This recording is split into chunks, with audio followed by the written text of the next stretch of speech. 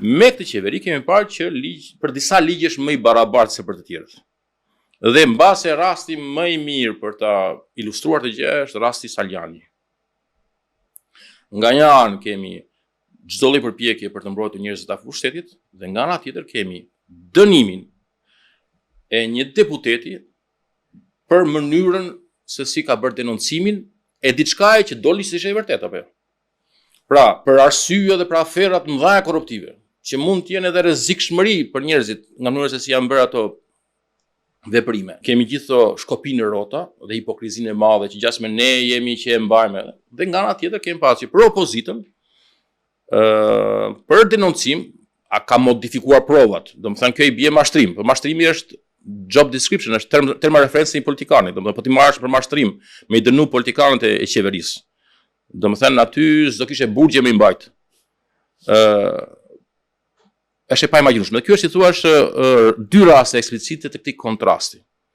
Dhe të rrezikut që thot Hannah Arendt që normalizohet e keqja.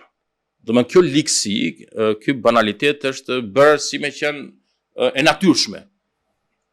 Dhe drejtësia po kthehet në procedurë nga kryeministri. Pse është kjo e rëndësishme për të kuptuar? Sepse ne jetojmë në një shtet të së drejtës. Dhe janë bërë përpjekje pafund që mos ketë asnjë sipër ligjit.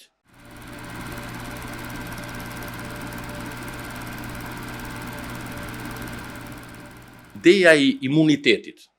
Të shpjegojmë pak për historinë e imunitetit. Imuniteti është një koncept, unë kam studiuar në Angli dhe një nga afër, bile kam qenë edhe stazhier për parlamentit anglez. Ka lidhur në parlamentin anglez. Dhe ideja kryesore e imunitetit ishte garanci për drejtën e fjalës e debatit për parlamentarët. Pra ideja e imunitetit ishte që mbreti kapriçoz, si përqenin fjalët, denoncimet ose opozita, mos të kishte të drejtë t'i arrestonte parlamentarët.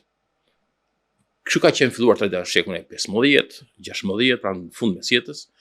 Dhe pastaj kur u bë revolucioni i lavdishëm në Britaninë e Madhe, në Angli, në 1689, u kodifikua si akt.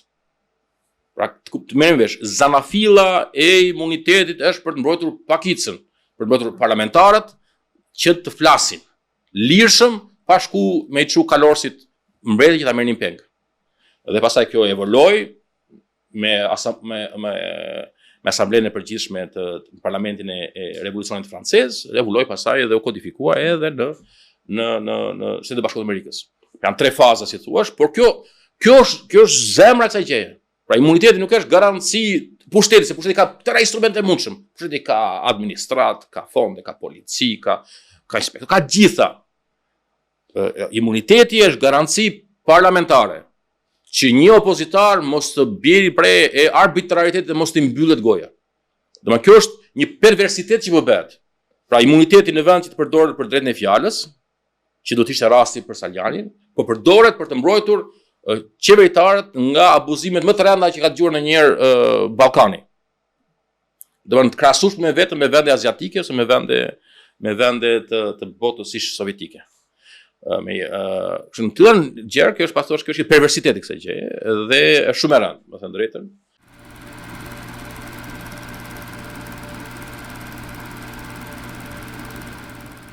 Nëse do shikojmë lëvizjet e Ramës në aspektin racional, ai ka lozë mes dy taktikave. Atë që Thomas Schelling, nobelisti Schelling, e quan tek libri Strategjia e konfliktit edhe metaforë, që është taktika e zjarfiksit, ku ai përpiqet që dominot që bien të pengojë që vete tek qendra duke hequr domino, duke spastruar, duke sakrifikuar ca nga njerëzit e vet për shpëtuar kokën ose për shpëtuar qendrën. Dhe e dyta, kur afrohet shumë afër qendrës, përdor një që e quhet taktika e fortesës, e kështjellës.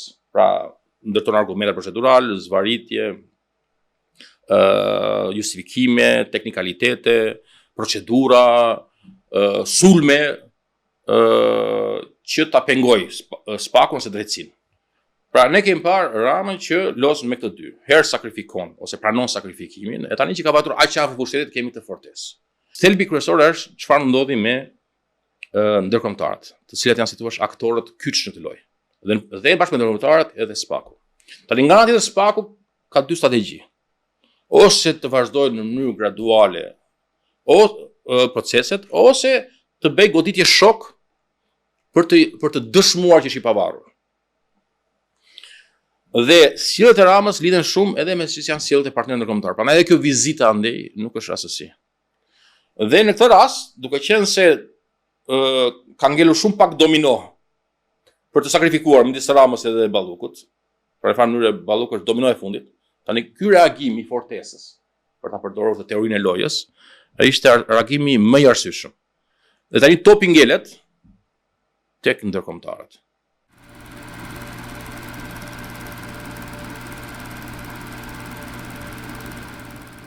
Cili është interesi i partnerëve ndërkombëtar tuaj që të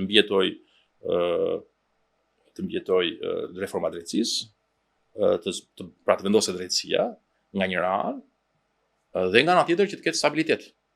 Se stabiliteti është e rëndësishëm. Prandaj edhe Rama kur flet për pazëvendësueshmërinë e zëvendës kryeministres, përveç se bën një autodenoncim mirë, sepse nëse institucionet varen nga emrat përveçëm, dhe nga institucionet, s'kemi institucione faktikisht. Por në këtë aspekt ai sinjal nuk e ka ndaj nesh. E ka ndaj Brukselit për treguar që mund të ketë rrazira, mund të ketë instabilitet, e ju se keni ngjen, se keni kriza të tjera të mëdha, të brendshme e të jashtme. Pra Rama kur shpesh me këto veprime komunikon me ata, se ai e di ç'është loja e tij. Loja e tij është stabiliteti. Pra kjo ndodh me Brukselin. Në mënyrë si funksionon Brukseli është në forma ndryshme. Kryesisht janë nëntoksore në formë sinjale simbolike. Sinjale deklaratar, sinjale mbështetje, ftesat që janë bërë Dumanit ose përfaqësuesit e SPAK-ut, deklarata, komunikim, pra këto janë komunikimet nën rreshta. Se padyshim s'mund të pritet kur nga Brukseli si çfarë do donte PD-ja që hiqeni Ramën, se kjo është çesharake domethënë, këto nuk funksionon kjo instrument. Dhe ato janë ndjer. Domethënë nuk e di se si do shkojë ky përshkallëzim, po ato nuk është se s'ka munguar. Për shembull ndërprerja e fondeve, kërkesja e kthimit të parave të IPARD-it, deklaratat, qëndrimet, kështu që në këtë aspekt këto sinjale janë aty. Dhe jemi në një presion. Tani puna është që deri ku do shkojë ky presion. Pra në farë mënyrë ai që po ndodh sot në Shqipëri, për shkak edhe të një çaktimizimi, një sjellje absurde të opozitës, topi është hedhur tek kjo lloj përplasje midis Brukselit edhe Tiranës, se sa janë të gatshëm ata në Bruksel me shty përpara dhe mbështetje për avancimin e SPAK-ut, gjë që do ja cënoj fortesën Ramën. Rama nuk ka më luks tani me njëri kaq afër, sepse këtu nuk bëhet fjalë për emrin e përveçëm Ballukut. Tu bëhet për një arkitekturë të gjithë institucionale. Kjo çeldyert, edhe sinjalet që jepen poshtë janë shumë të rënda, sepse nëse lëshon, pra bën taktikën e zjarfiksëve të cilët djegin një pjesë vet në mënyrë që mos të përcillet kuror më kuror zjarri e të përhapet. E çfarë bën ata, e djegin vet një pjesë pyllit për të sakrifikuar një pjesë për pjesën tjetër. Këtë taktik nuk mund ta bëj më, sepse ka vajtur aq shumë afër shtëpisë kjo punë sa nuk ka ngel më pemë midis pyllit edhe shtëpisë. Kështu që ai bën këtë fortesën, kështu ngelet për të parë, është i rast pa precedent. Por aty ka shumë abuzime në faktikisht, edhe padyshim që njerëzit që janë afër pushtetit janë hedhur për të dhënë justifikime.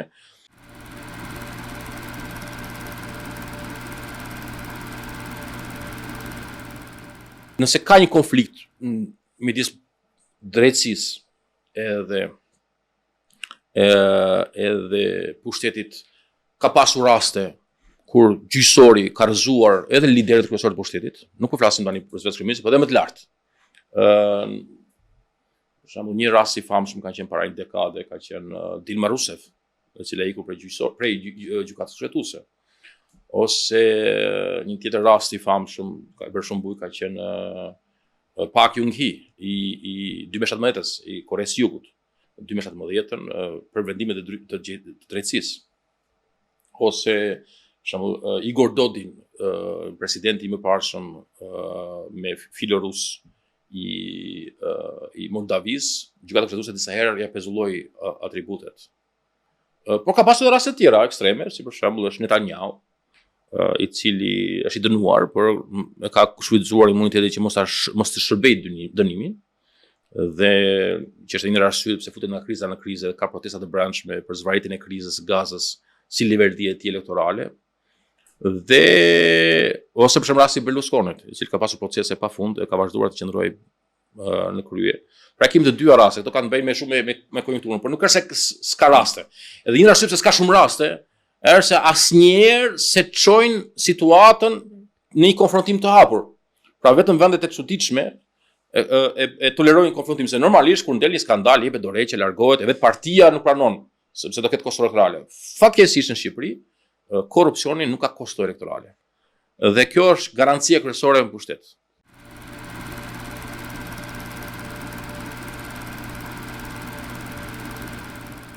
Është e hidhur, më thënë, po opozita i shërben me veprimet e veta më së shumti Ramës. Është ajo që shpesh quhet në mënyrë metaforike idioti i dobishëm, i zhvillitit, që duke bërë veprime që në pamje të parë duken si veprime të rrepta, morale, i shërben në panoramën e përgjithshme e pushtetit. Pse e them të gjë? Sepse nëse nga një anë opozita ngre zërin kundër qeverisë, por shan edhe spakun, pra nuk mban anë. Sulmon të dyja krahët, opozita nuk mban anë as aspektin moral. Pra, arma kryesore e një opozite do ishte epërsia morale. Kjo armë nuk funksionon të rast. Se në luftën midis spakut ose drejtësisë, po themi spakut si një institucion drejtësie i mbajtur me dializëm nga partnerët ndërkombëtar, se institucionet e drejtësisë janë të kapura. Dhe qeverisë, pra ligjit dhe pushtetit, opozita jo vetëm që është neutral, jo vetëm që duhet të ishte aleate me spakun, por është institucioni më i zëshëm kundër spakut. Pra nëse ka shërbëtor më të madh të retorikës Ramës kundër drejtësisë, reformës drejtësisë dhe institucionet që neve ne kanë sjell peshqesh me ndihmë të madhe partnerët ndërkombëtar dhe atyre pak emrave të ndershëm, kurajoz, patriot që vazhdojnë dhe qëndrojnë aty brenda institucionit dhe nuk lëshojnë pe, opozita bëhet me qeverinë. E këtë hipokrizi më së shumti e pa me amnestin e premtuar. U fol që asnjë s'do prekej nga të dënuarit e spakut, ishin mbi 100 sipas spakut.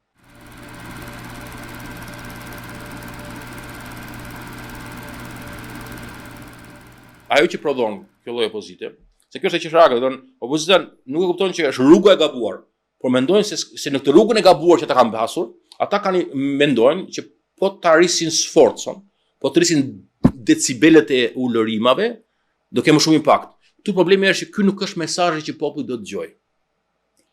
Pra, këta mendojnë që neve s'na ka ecur mesazhi ynë politik se s'kemi bërtitur mjaftueshëm, ose s'kemi qenë mjaftueshëm agresiv.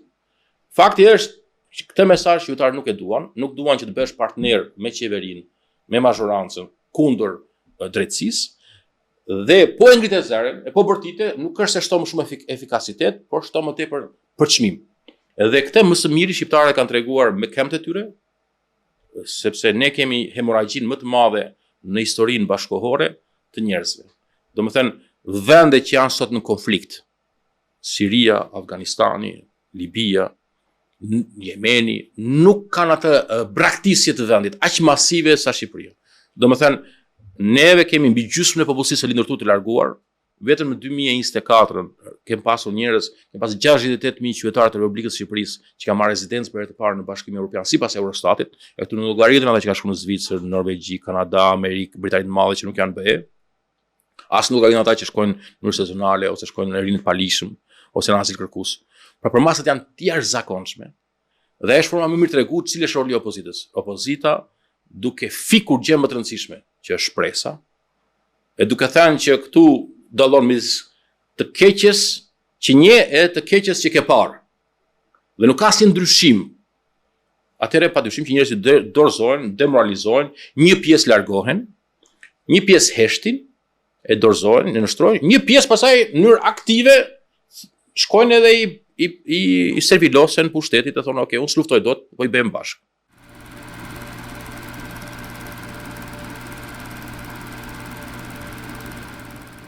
Pra në këtë konflikt midis drejtësisë, ligjit, abuzimit të pushtetit, atë që përmenda më herët, sepse në filozofi politike nuk ka më të rëndë se sa kur drejtësia bëhet instrumenti i pushtetit.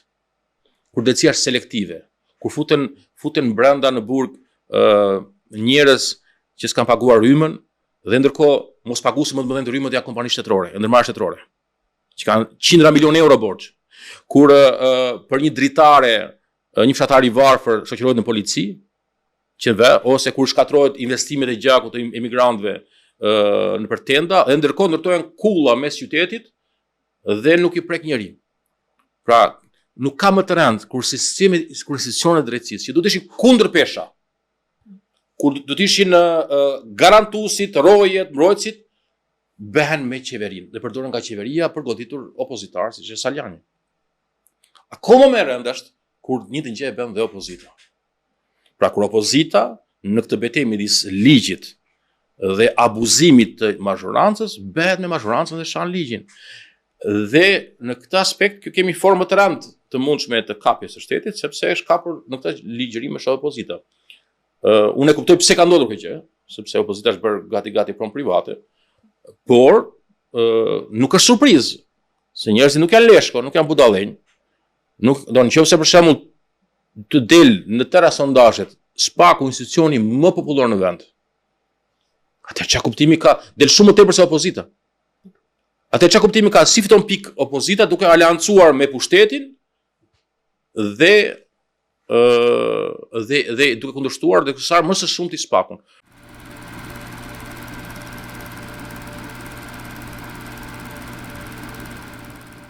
Ka shumë vende që janë kështu si demokraci hibride, sikurse konceptohet edhe nga institucionet ndërkombëtare, ku përdoren procedurat si ritual sa për syve faqe. Si në fundit partia opozitare ke edhe në Azerbajxhan. Partia opozitare ke edhe në Rusi. Për shembull, për kohë gjatë Putini me shumë qef ka mbajtur në opozit, ka mbajtur si thosh parlament, edhe ka dëgjuar pa reagime të ashpra Gennadi Zyuganovin edhe Vladimir Zhirinovski, njëri ekstremist nacionalist, rudimentar, megaloman nacionalist, dhe tjetri ishte rudiment komunist, njëri pra përfaqësuesi i mentalitetit të perandorisë ruse të dikurshme, tjetri i perandorisë sovjetike të dikurshme, dhe ishte komod me ata. Si e thoshte edhe ndërkombëtarëve, i thoshte popullit vet, unë o këta lunatikët. Çu ka bërë Rama për kohë gjatë, unë ose Berisha dhe Meta. Dhe në zgjedhjet lokale të fundit ne kemi parë jo Erion Veliën kandidat, por kemi parë Ramën dhe Berishën dhe Metën si posteri kryesor. Pra nuk e ka fshehur Rama këtë gjë.